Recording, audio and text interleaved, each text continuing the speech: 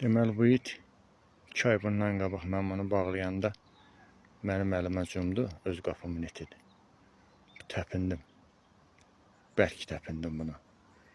Bu məndən küsüb. 2 aydır qapıdan getdi. İndi mənə xəbər elədilər ki, evimizdən 300-400 metr kənarda yatıb orada. Deməli 2 aydır bu it ölür, hirsindən gəlmir qapıya, acından.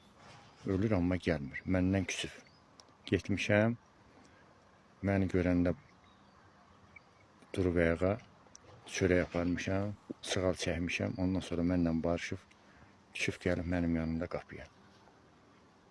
Görürsünüz, itin etibarlığın bir dənə mən buna təpinməyimlə bu məndən küsüb.